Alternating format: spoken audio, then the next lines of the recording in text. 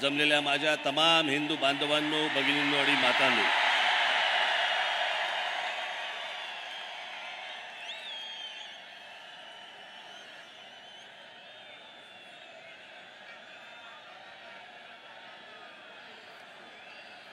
मला कल्पना आहे की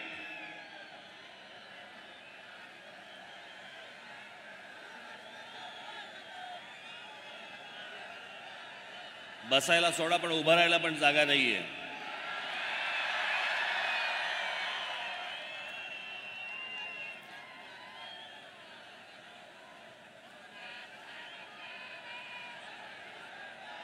माझी आपणा सर्वांना नम्र विनंती आहे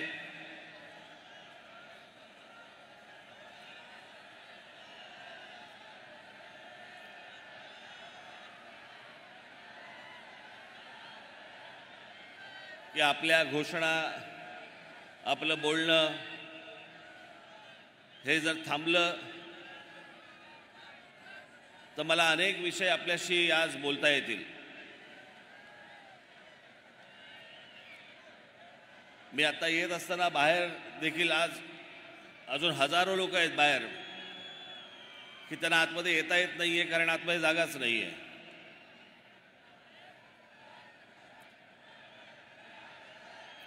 आज सर्वप्रथम मी आपणा सर्वांना 1 मेच्या महाराष्ट्र दिनाच्या सर्वांना मनपूर्वक शुभेच्छा देतो. कामगार दिनाच्या मनपूर्वक शुभेच्छा देतो आणि बोलायला सुरुवात करतो.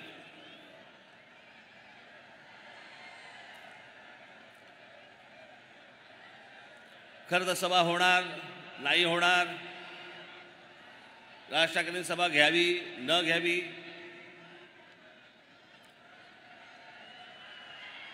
सभेला परवानगी मिळणार नाही मिळणार,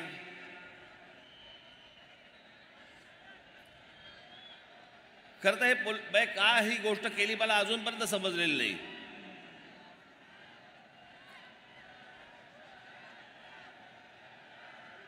मी महाराष्ट्राच्या कुठच्याही कोपऱ्यामध्ये जरी मी समजा सभा घेतली असती तरी दूरदर्शनवरनं तुम्ही पाहिलंच असतं ना.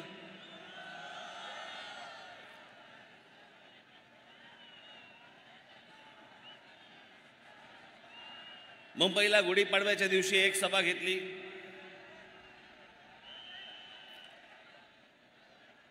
त्याच्यानंतर त्या सभेनंतर बरेच जण बडबडायला लागले. मग त्यांना उत्तर देण्यासाठी म्हणून एक उत्तर सभा ठाण्यामध्ये घेतली.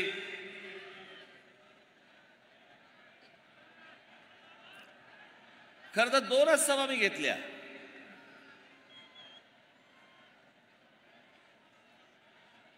पण या 2 सभांवरती किती बोलतायत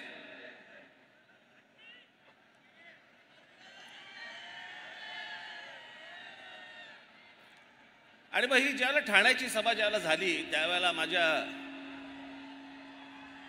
दिलीप धोत्रेंनी मला फोन केला.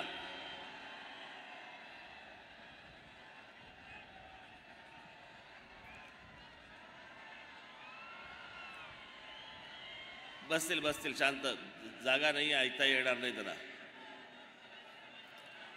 आणि आमच्या दिलीप धोत्रेंनी फोन केला आणि दिलीप धोत्रेंनी सांगितलं की साहेब आपण एक संभाजीनगरला आपण एक सभा घेऊया.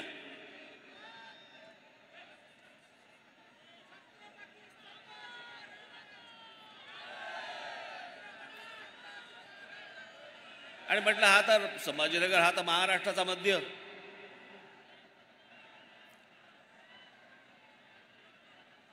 मग मी त्याला सांगितलं म्हटलं आपण एक संभाजीनगरला सभा घेऊ. म्हटलं मी तुला तारीख सांगतो नंतर. आता हा विषय फक्त संभाजीनगर पुरता मर्यादित नाही. माझ्या ह्याच्या पुढच्या सगळ्या सभा या सगळ्या मराठवाड्यातल्या प्रत्येक जिल्ह्यामध्ये होणार आहेत.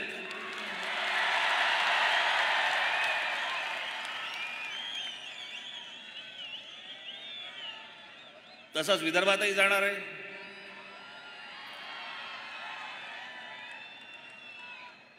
आपल्या कोकणातही जाणार आहे, उत्तर महाराष्ट्रातही जाणार आहे, पश्चिम महाराष्ट्रातही जाणार आहे.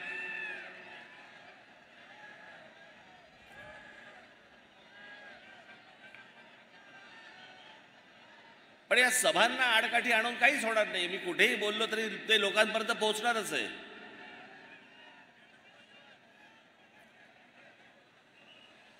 कोंबडा झाकायचं ठरवलं तरी ते उगवायचा थोडी राहतं. सूर्य उगवतोच.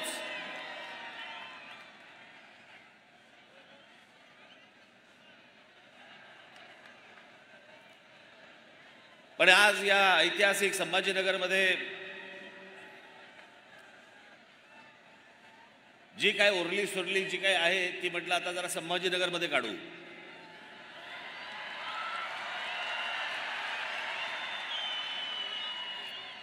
मला कल्पना आहे की महाराष्ट्रामध्ये अनेक प्रश्न आहेत. पिण्याच्या पाण्याचा प्रश्न आहे. संभाजीनगरमध्ये शहराचा मध्ये पिण्याच्या पाण्याचा प्रश्न आहे. 10 दिवसांनी पिण्याचं पाणी येतं.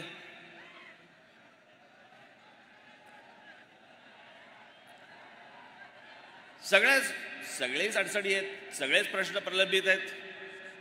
मला याची संपूर्ण कल्पना आहे.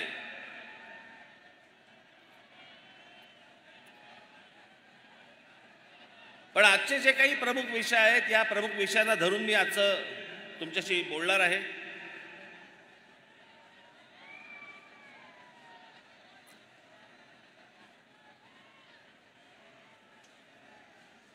आज या संभाजीनगरमध्ये खरं तर या संभाजीनगरचं ह्याचं मूळ नाव खडकी.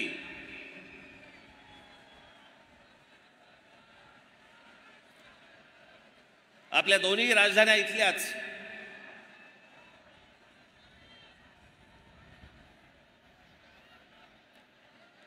एक आमचा देवगिरीचा किल्ला आणि त्याच्या अगोदरची आमची पैठण.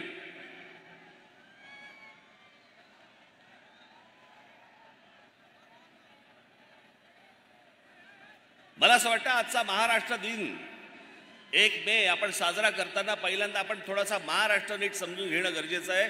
कारण आपल्याला जर महाराष्ट्रच समजला नाही, मी त्याविषयी म्हटलं ना, ठाण्याच्या सभेमध्ये म्हटलं का कुठच्या सभेमध्ये म्हटलं मला तर आठवत नाही मला.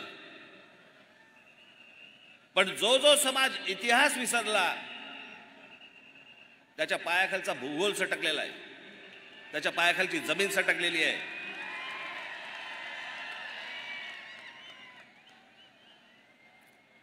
आणि म्हणून मला असं वाटतं की थोडासा इतिहास आपण समजून घेणं गरजेचं आहे की आपण कोण आहोत. आपण महाराष्ट्राचे आहोत. आपण मराठी आहोत.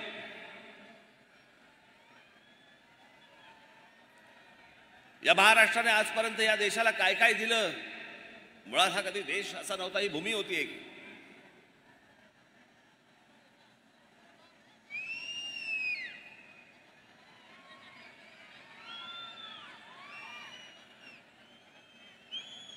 पण आमच्या ज्ञानेश्वर गेल्यानंतर ज्या वेळेला अल्लाउद्दीन खिलजी ज्या वेळेला महाराष्ट्रामध्ये इथे आला,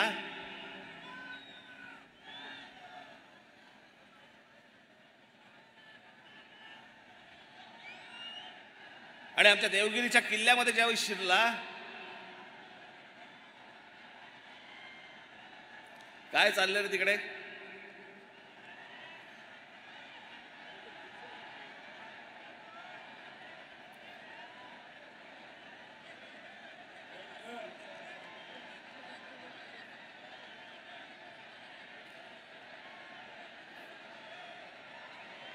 जर कोणी टाळकी जर काही गडबड करायला आली असेल तिथल्या तिथे हाणा.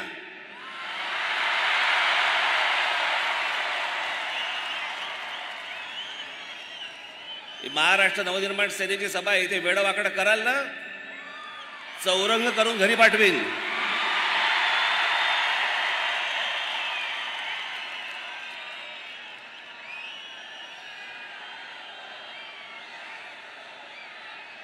बसा बसा. लगेच बघायला लागले काय झालं काय झालं. काय नाही झालं, बसा.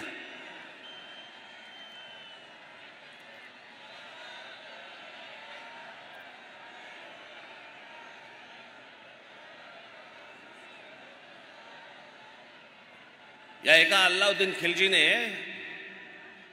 1 लाख लोक घेऊन येतोय म्हणून सांगितलं. रामदेवराव यादव आमचा राजा बेसावत राहिला. आमच्या किल्ल्यामध्ये फितुरी झाली.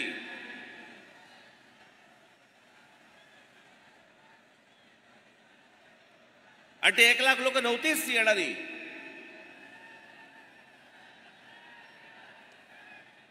आलेले लोक काही हजारात होती. मी ज्यावेळेला हा इतिहास ज्यावेळेला वाचतो त्यावेळेला मला कळतं. नाही तर आजच्या सोशल मीडियावरती आपल्याला बघतो ना आपण, अल्लाउद्दीन खिलजीचं सैन्य येत आहे ही महाराष्ट्रातली पहिली फेक न्यूज. आपण फेक न्यूज हल्ली फक्त व्हॉट्सअपवरती बघतो. वाटेल ते देतात, वाटेल ते सांगतात.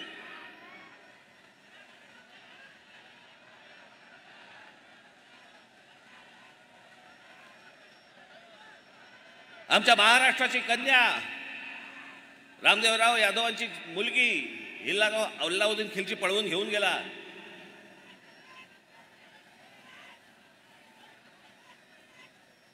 महाराष्ट्रामध्ये अंधकार पुढचे साधारणपणे 400 वर्ष महाराष्ट्र खितपत होता.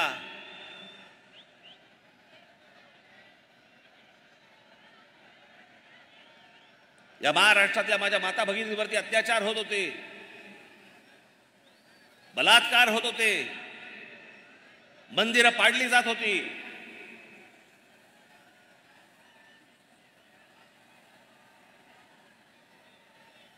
याच पैठणीला आमच्या एकनाथ महाराजांनी तेव्हा तिथे आरोळ दिली, दार उघड भैये दार उघड.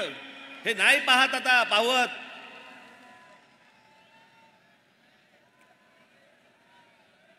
आणि या 1630 ला दार उघडलं.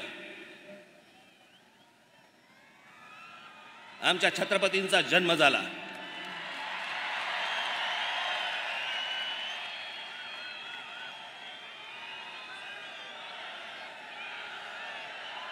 स्वाभिमानाने कसं जगायचं असतं आणि काय जगायचं असतं हे आमच्या राजाने शिकवलं.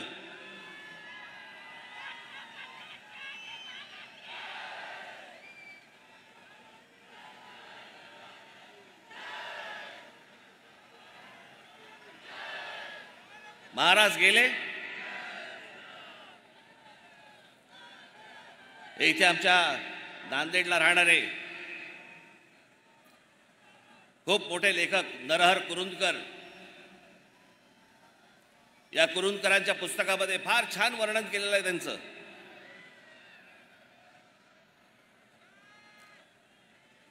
छत्रपती शिवाजी महाराज म्हणजे कोण होते. आपण फक्त काय विचार करतो, अफजल खानाचा कोथळा पाडला, शाहिस्ते खानाची बोटं छाटली, आग्र्यावरून तिथून निसटले. पण केवळ 50 वर्षाचं आयुष्य, 50 वर्षाचं आयुष्य. इतका मोठा हा राजा, हा बादशाह औरंगजेब,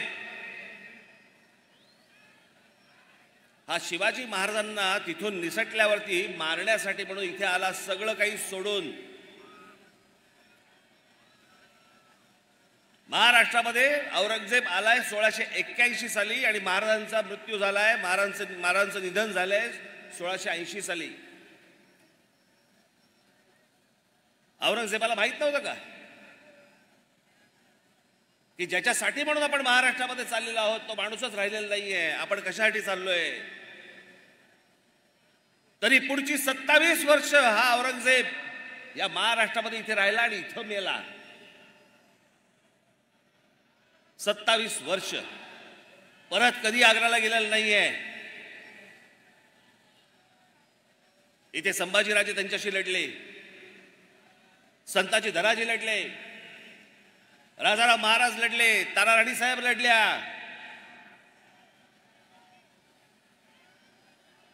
(1707 ला इथे मेला तो.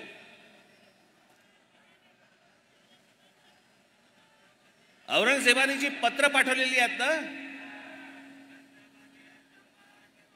ती जी पत्र पाठवलेली आहेत त्या पत्रामध्ये तो कोणाचाही उल्लेख नाही करत. त्या पत्रामध्ये फक्त उल्लेख करतोय शिवाजी अजून मला छळतोय. ती जी प्रेरणा आहे ज्याच्यावरती हे सगळे लढतायत त्या प्रेरणेला तो शिवाजी म्हणतोय. तो वेडा नव्हता, खुळा नव्हता. त्या औरंगजेबाला फक्त कळलं होतं की शिवाजी व्यक्ती नाहीये, शिवाजी हा विचार आहे.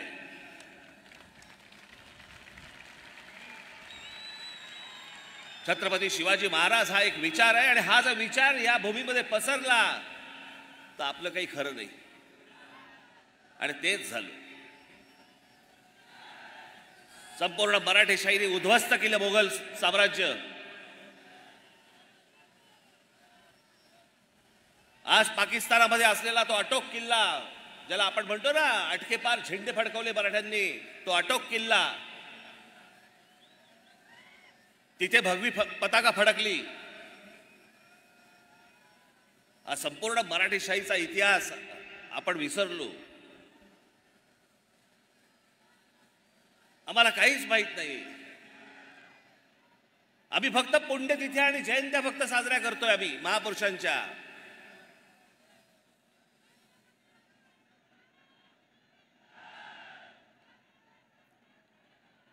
आमच्या डॉक्टर बाबासाहेब आंबेडकरांचं काय वाक्य आहे. ते म्हणाले आमच्या लोकांच्या अंगामध्ये म्हणे देवी येते, भूत येतात, सगळ्या गोष्टी होतात.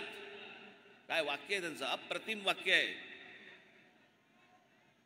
त्याच्यात बाबासाहेब म्हणतात ज्या दिवशी या देशातल्या या समाजाच्या अंगामध्ये शिवाजी नावाचं भूत येईल ना, त्या दिवशी अख्खं जग पादाक्रांत करून टाकू आपण.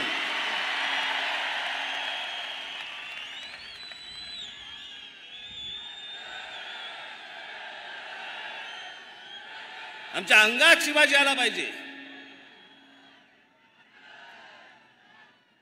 ही आमची मराठेशाही, हा आमचा महाराष्ट्र.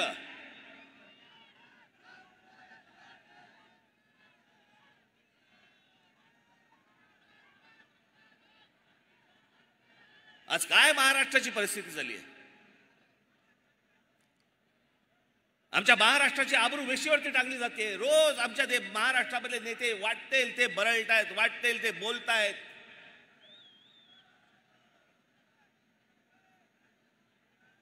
पुढच्या येणाऱ्या ज्या पिढ्या आहेत, आज जे लहान कच्चे बच्चे जे आहेत, ते राजकारणाकडे बघताना, राजकारण्यांकडे बघताना काय शिकत असतील. हे जे टेलिव्हिजनवरती रोज एक चॅनलवरती जे चालतंय, हे राजकारण आहे. हा आपला महाराष्ट्र आहे. ज्या महाराष्ट्राने या देशाला विचार दिला, समाजवादाचा विचार या महाराष्ट्रात गेला, बुद्धिझमचा विचार या महाराष्ट्रात गेला, हिंदुइझमचा विचार या महाराष्ट्रात गेला, कम्युनिझमचा विचार या महाराष्ट्रात गेला. हा महाराष्ट्र चढपडतोय. आणि यांच्या सगळ्यांचे सगळं काय जे रोजच्या रोज जे बोलतात ते आम्ही हसण्यावर घेतोय. रोजच्या रोज आमचा महाराष्ट्र खड्ड्यात जातोय. याच्यासाठी महाराष्ट्र दिन साजरा करायचा आहे आम्हाला,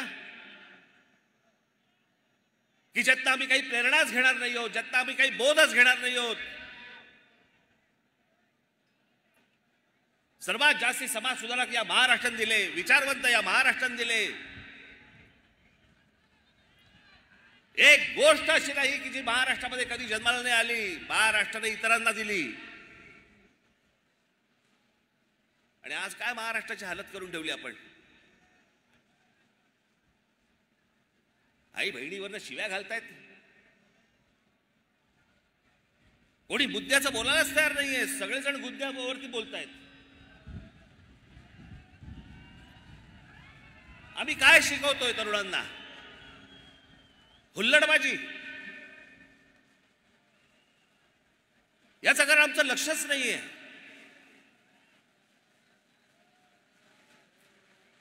राज ठाकरेंचं भाषण आहे, हल्ला गुल्ला करा, घोषणा द्या, बस निघालो आम्ही.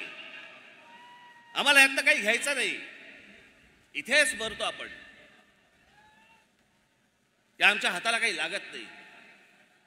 आणि या सगळ्या राजकारणाला हेच हवंय.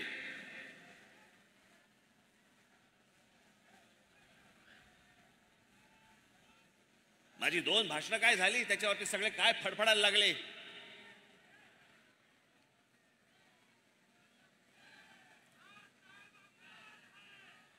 शरद पवार सांगतात की 2 समाजामधला म्हणे हे दुई माजवतायत.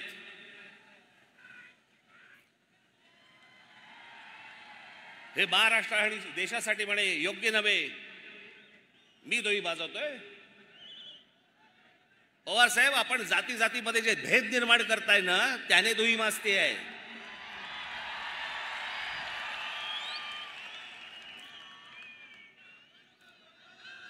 प्रत्येक व्यक्ती जातीतनं बघायची.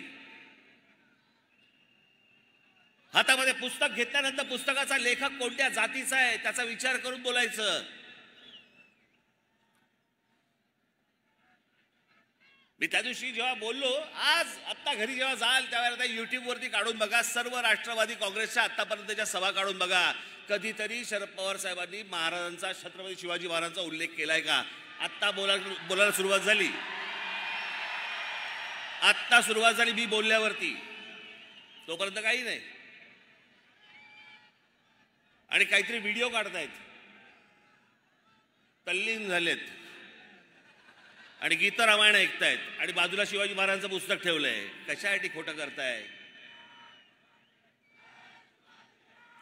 ज्या दिवशी मी त्या दिवशी म्हटलं माझ्या सभेमध्ये, बस रे आता बस.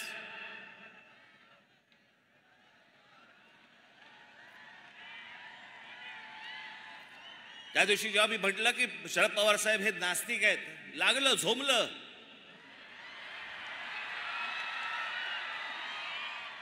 जे मला माहिती होतं ते मी बोललो. मग लगेच देवाचे फोटो काढले सगळे, पूजा करताना, नमस्कार करताना वगैरे. अहो, देवाचे कशाला फोटो काढताय? आपली कन्या लोकसभेमध्ये बोलली आहे की माझे वडील नास्तिक आहेत. आता याहून अधिक काय पुरावा देऊ मी? जिकडे सभा घेत आहेत तिकडे बोलतायत. राज ठाकरेंनी म्हणे त्यांच्या आजोबांची पुस्तकं वाचली पाहिजेत. अरे मी वाचली आहेत. पवार साहेब, तुम्हाला अपेक्षित असलेल्या गोष्टी फक्त तुम्ही वाचलेल्या आहेत. अख्खी पुस्तकं वाचा, संदर्भात सहित वाचा, मग तुम्हाला कळेल.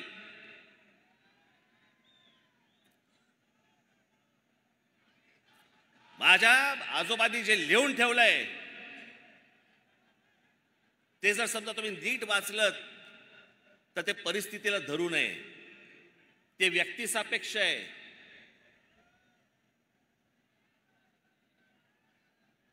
जातीपातीमध्ये भेद निर्माण करणारा नव्हे.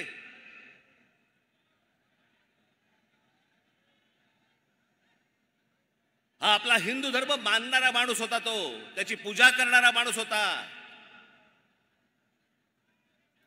या धर्मामधल्या ज्या चुकीच्या गोष्टी होत्या त्या चुकीच्या गोष्टींवरती बोट दाखवणारा माणूस होता की हे गोष्ट होता कामा नये.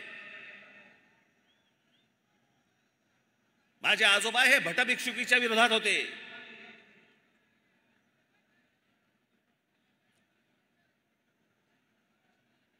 धर्म मानणारा माणूस होता. म्हणून मी आज पवार साहेबांसाठी काही संदर्भ आणलेत.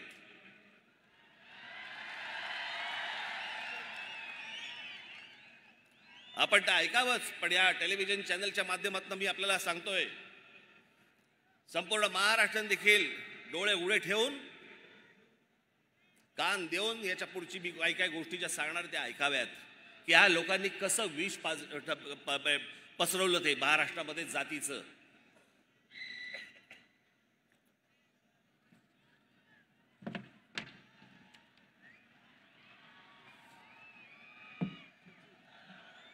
मी प्रबोधनकारांच्या काही पुस्तकं आणि त्यातले संदर्भ खास करून पवार साहेबांना सांगण्यासाठी म्हणून इथे लिहून आणलेत की जर जमलं तर आपण हे वाचावेत. पवार साहेब, माझ्या आजोबांचं पहिलं पुस्तक आहे माझी जीवनगाथा. पहिलं पुस्तक म्हणजे शेवटचं पुस्तक त्यांचं, पण त्यांचं चरित्र आहे. त्याच्यामध्ये पान क्रमांक 101 वरती हिंदू धर्माच्या प्रचाराबाबत केलेलं काम आणि ख्रिश्चन मिशनरींना विरोध म्हणून हिंदू मिशनरी चळवळ स्थापन करणारा माझे आजोबा होते.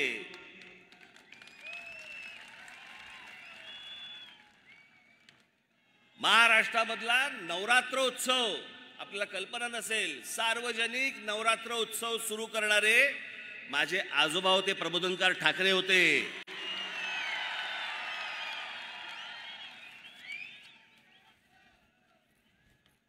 त्यांचं एक पुस्तक आहे ऊठ मराठ्या ऊठ.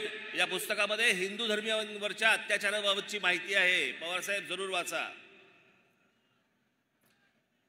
प्रबोधनमधील प्रबोधनकार यांचा खंड क्रमांक 1 प्रतापगडावरच्या भवानीवरचं संकट, हे वाचा, रायगडचे ग्रामण्य वाचा, राष्ट्रसेवा हिंदूंचा राजधर्म वाचा.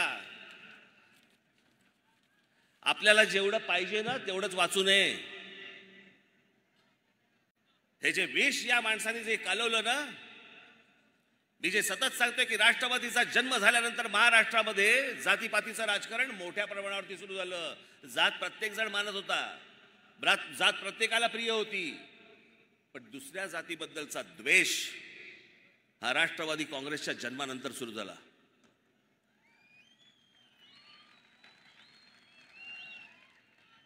माझा मराठा बांधव भगिनी यांची माती भडकवायची, मग कोणतरी जेम्स लेन सारखा एक माणूस उभा करायचा, मग त्यांनी काहीतरी पुस्तक लिहिलं, त्या पुस्तकामधले काहीतरी गोष्टी काढायच्या. आणि ज्या माणसाने संपूर्ण महाराष्ट्रात नव्हे तर देशात छत्रपती शिवाजी महाराज घराघरापर्यंत पोहोचवले, त्यांच्या वृद्धापकाळामध्ये पवार साहेबांनी आमच्या बाबासाहेब पुरंदरेंना त्रास द्यायला सुरुवात केली. कशासाठी? की ते ब्राह्मण आहेत म्हणून. पवार साहेबांना मला एकच गोष्ट सांगायची आहे, हा राज ठाकरे आहे ना, आमचं घर, आमच्या घरामध्ये आम्हाला कधी जातपात शिकवली नाही, आम्हाला जातपात माहिती नाही, आम्ही जातपात कधी बघत नाही आणि आम्हाला जातीपातीशी काही देणं घेणं नाही. मी ज्याच्याकडे जातो ती व्यक्ती त्या व्यक्तीकडे जातो. मी जात बघून जात नाही, जात बघून पुस्तकं वाचत नाही. तुमच्या मतांच्या राजकारणासाठी हे सगळं ध्रुवीकरण करायचं जर एवढंच आहे तर मग रायगडावरची समाधी ही कोणी बांधली? आमच्या शिवछत्रपतींची समाधी जी बांधली गेली रायगडावरती कोणी बांधली? ही आमच्या लोकमान्य टिळकांनी बांधली. लोकमान्य टिळकांना आता तुम्ही काय ब्राह्मण म्हणून बघणार आहात का? लोकमान्य टिळकांनी ज्यावेळेला स्वतःचं पहिलं वर्तमानपत्र काढलं, त्या वर्तमानपत्राचं पहिलं नाव काय? मराठा.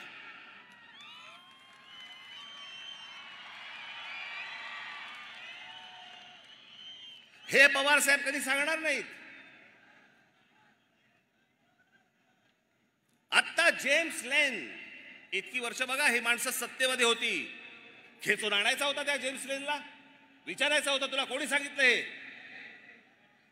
त्या जेम्स लेनची आता इंडिया टुडेने मुलाखत घेतली. त्या मुलाखतीमधले फक्त 4 प्रश्न मी तुम्हाला दाखवायला आणलेत. ते 4 प्रश्न फक्त आपण बघून घ्या. दाखव रे. एक मिनिट थांबा. ही जेम्स लेनची मुलाखतीतला काही भाग आहे. छत्रपती शिवाजी महाराजांची अपमानकारक माहिती तुम्हाला कोणी पुरवली होती?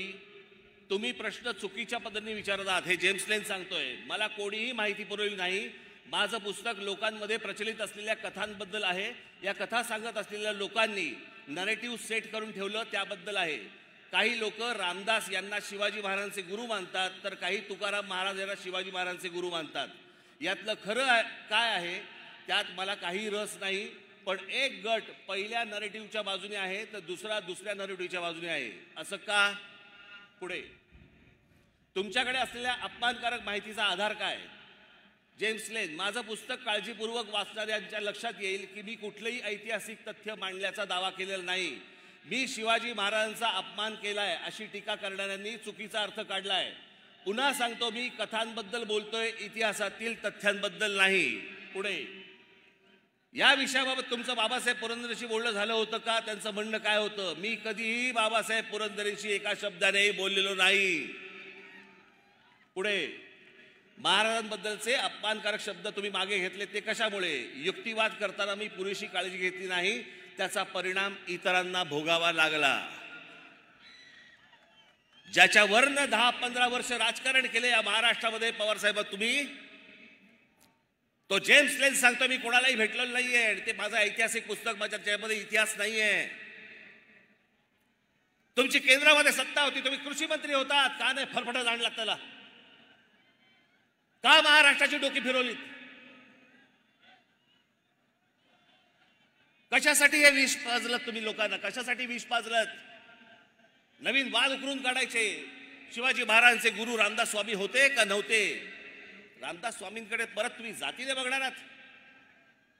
रामदास स्वामी कधी बोलले की मी शिवाजी महाराजांचा गुरु होतो? की शिवाजी महाराज कधी बोलले की रामदास स्वामी माझे गुरु होते म्हणून? गुरु शिष्याचा नात्याचा काही संबंधच येत नाही.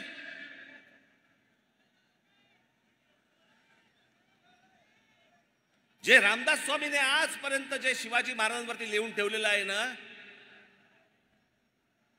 मी त्याच्या इतकं उत्कृष्ट शिवाजी महाराजांवरती लिहिलेलं आजपर्यंत कुठेही वाचलेलं नाही.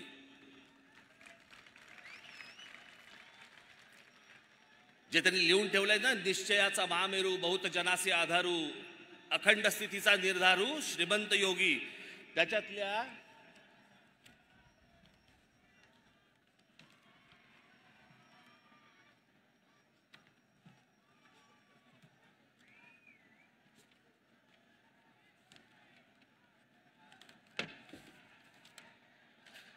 फक्त शेवटच्या 3 ओळी वाचून दाखवतो.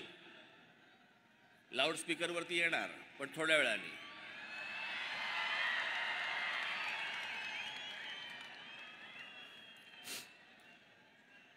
तुमचे देशी या ओळी येत नाहीत फारशा, पण हे मी तुमच्यासमोर पूर्ण वाचून दाखवतो म्हणून मी त्यात फक्त शेवटच्या 3 ओळी वाचून दाखवतो.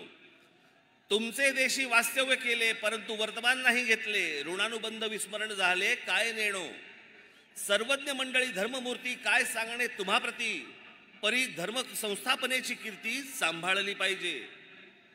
उदंड राजकारण तटले तेणे चित्त विभागिले, प्रसंग नसता लिहिले क्षमा केली पाहिजे. रामदास स्वामी छत्रपतींना सांगतायत क्षमा केली पाहिजे. माफ करा, मला मी लिहिलंय तुम्हाला पण मला माफ करा. गुरु शिष्याला लिहितो, कुठच्या शाळेतला शिक्षक जरा दाखवा मला. मी इतके वर्ष शिकलो, मला नाही आजपर्यंत आठवत कुठच्या शिक्षकांनी मला माफी मागितली माझी. आणि ही माफी नाहीये, यात प्रेम आहे. हे जातीपातीच्या विषापासून तुम्ही सगळ्यांनी दूर राहणं गरजेचं आहे. या पवार साहेबांना हिंदू या शब्दाचीच मुळात ॲलर्जी आहे.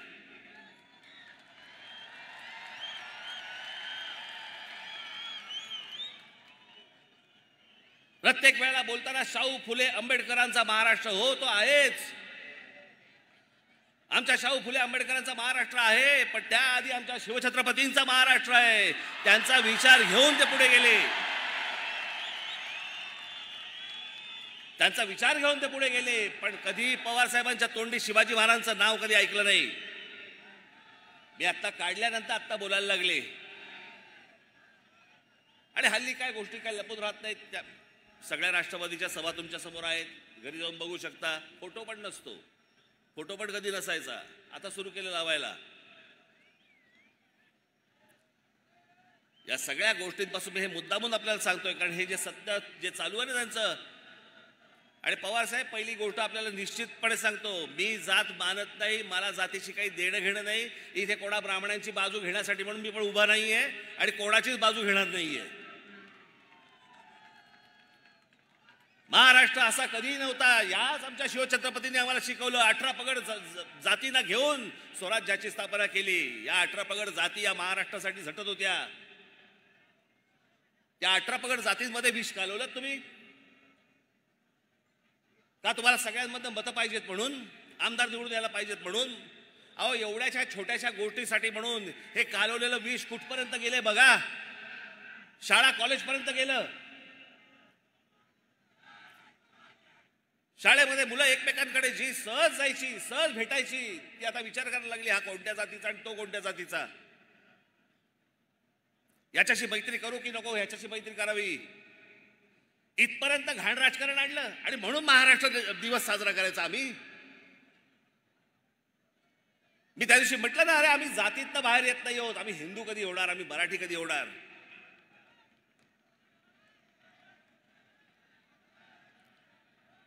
आमच्याकडे जातीने विळखा घालून ठेवल्या सगळ्या गोष्टीला. याच्या उपर आम्ही बघायला तयार नाही आहोत. ज्या महाराष्ट्राने इतके उदात्त विचार या महाराष्ट्राने दिले, तो महाराष्ट्र जातीत सडतोय.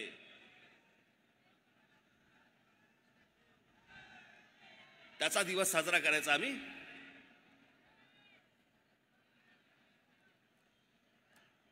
या महाराष्ट्रामध्ये अनेक गोष्टी आहेत. ह्या आता लाऊडस्पीकरचा विषय,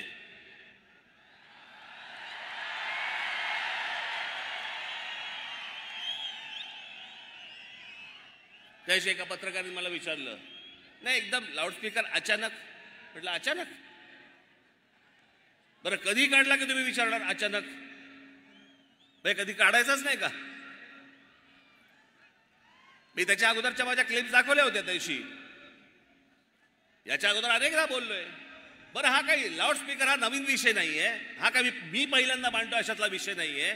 याच्या अगोदर अनेकांनी मांडलाय. मी फक्त त्याला पर्याय दिला.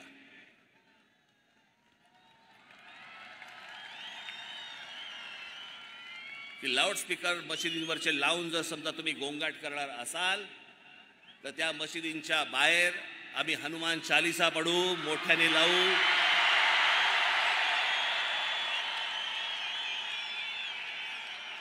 मला कुठेही महाराष्ट्रामध्ये दंगली घडवायच्या नाहीत. महाराष्ट्रामध्ये मला कुठेही दंगली घडवायची इच्छा देखील नाहीये. मुस्लिम समाजाने देखील ही गोष्ट नीट समजून घेणं गरजेचं आहे.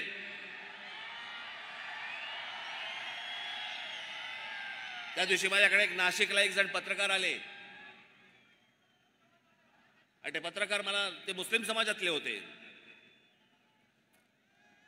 आणि ते आले. त्या पत्रकाराने मला सांगितलं, माझ्याकडे आतल्या पुण्याच्या केबिनमध्ये आतमध्ये आले आणि मला म्हणाले, साहेब मी मुसलमान आहे पण आम्हाला भोंग्याचा खूप त्रास होतो. म्हणजे माझं लहान मूल हे लाऊडस्पीकर लागले की म्हणे झोपेना ते आजारी पडायला लागलं आणि दरवेळेला ते म्हणे झोपायला आलं लहान मूल माझं की म्हणे इकडनं म्हणे ते अजान आणि त्या सगळ्या बांग सुरू होतात आणि माझं पोर झोपू शकलं नाही.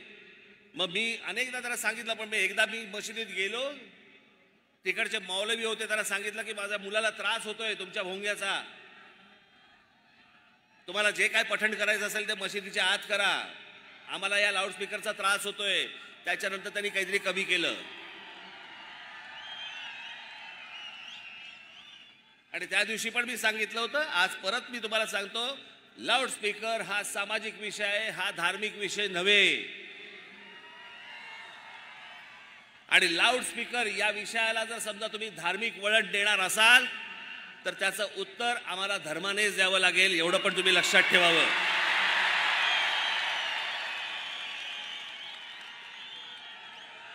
आमची इच्छा नसताना आम्हाला टोकाची भूमिका घ्यायला लावू नका. महाराष्ट्रामधली शांतता आम्हाला बिघडवायची नाही, इच्छाही नाही, गरजही नाही. परंतु जर समजा उत्तर प्रदेशमध्ये जर समजा लाऊडस्पीकर जर उतरवले जाऊ शकतात तर माझ्या महाराष्ट्रात का नाही उतरवले जाऊ शकत? सगळेच्या सगळे लाऊडस्पीकर हे अनधिकृत आहेत. सगळेच्या सगळे लाऊडस्पीकर अनधिकृत आहेत. सुप्रीम कोर्टाने सांगितलं पण आहे की स्थानिक पोलीस स्टेशनला किंवा त्यांना विचारल्याशिवाय तुम्ही लाऊडस्पीकर लावू शकत नाही, त्यांची परवानगी घ्यावी लागते. किती मशिदींकडे परवानगी आहेत?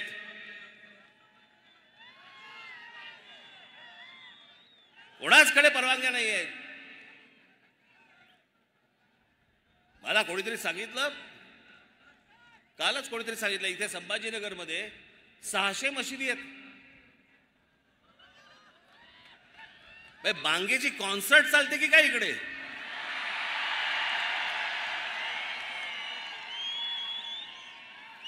असं फक्त संभाजीनगरमध्ये नाही, अख्ख्या देशभर आहे. हे संपूर्ण देशातले लाऊडस्पीकर पहिले खाली आले पाहिजे. सगळ्यांना समान धर्म असला पाहिजे. प्रत्येक वेळेला आम्हीच का भोगायचं? आम्हाला सभा घ्यायची असली की लगेच सांगतात की नाही नाही हा सायलेन्स झोन आहे, इथे शाळा आहे. रात्रीची कुठची शाळा?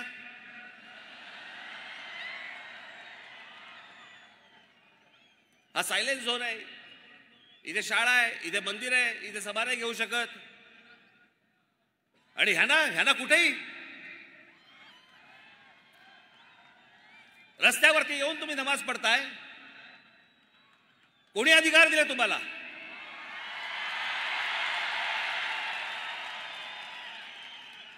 माझी शासनाला पण नम्र विनंती आहे, आज तारीख 1 आहे,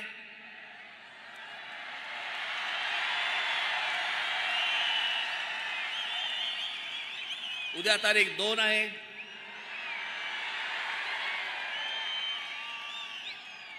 तीन तारखेला ईद आहे,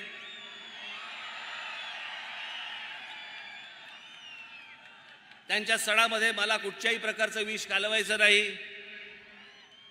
4 तारखेपासून ऐकणार नाही.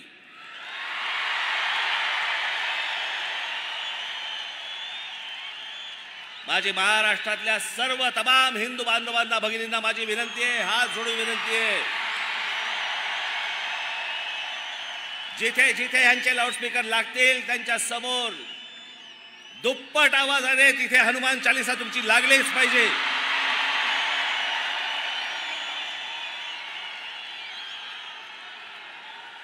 विनंती करून जर समजत नसेल तर आमच्या समोर दुसरा पर्याय उरत नाही. लाऊडस्पीकर तुमच्या धर्मामध्ये बसत नाही.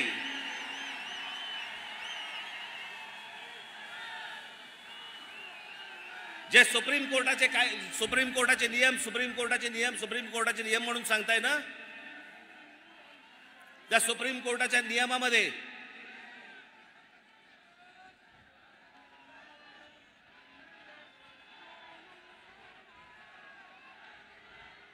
माझी पोलिसांना नम्र विनंती आहे,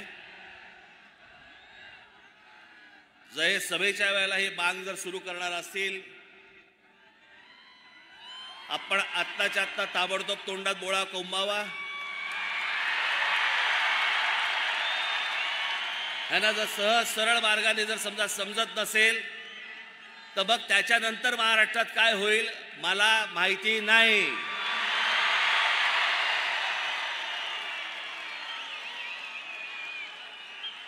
इथे जे कोणी पोलीस अधिकारी असतील त्यांना मी सांगतोय, आत्ताच्या आत्ता जाऊन हे पहिल्यांदा बंद करा.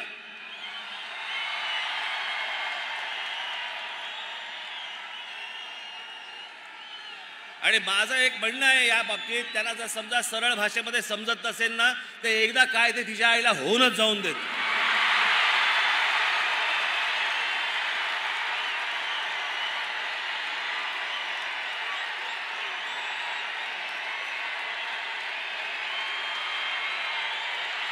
अजिबात शांत बसता कामा नये तुम्ही.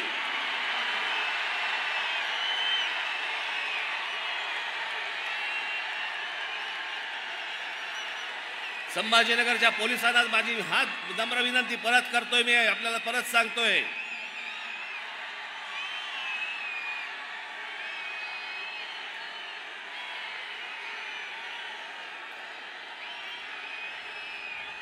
हे जर या पद्धतीने वागणार असतील, यांना जर सरळ सांगून जर समजा समजत नसेल तर महाराष्ट्राच्या मनगटामध्ये काय ताकद आहे ना ही यांना एकदा दाखवावीच लागेल. आणि म्हणून माझी पोलिसांना विनंती आहे की हे पहिल्यांदा थोबाडं बंद करा या लोकांची. माझी संपूर्ण देशवासियांना, अख्ख्या संपूर्ण देशातल्या माझ्या हिंदू बांधवांना, भगिनींना माझी विनंती आहे की बिलकुल मागचा पुढचा काही विचार करू नका. हे भोंगे उतरले गेलेच पाहिजेत. सगळ्या धार्मिक स्थळांवरचे, मग उद्या मंदिरांवरचे असतील तरी उतरले गेले पाहिजेत, पण ह्यांचे उतरल्यानंतर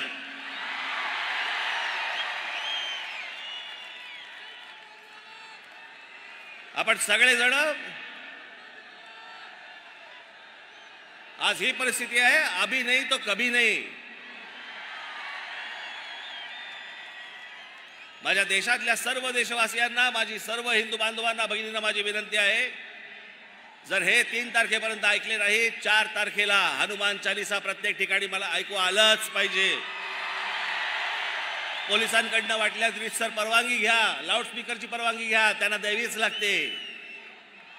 पण ती परवानगी घेऊन आपण या सगळ्या गोष्टी जोरात कराल आणि सामाजिक दृष्ट्या हा इतके वर्षाचा प्रलंबित प्रश्न हा कायमचा निकाली लागेल, याच्यासाठी सगळ्यांनी आपण हातभार लावावा ही नम्र विनंती करतो आणि आपणा सर्वांची मी रजा घेतो. धन्यवाद. जय हिंद, जय महाराष्ट्र. सभेची सांगता राष्ट्रगीताने होईल.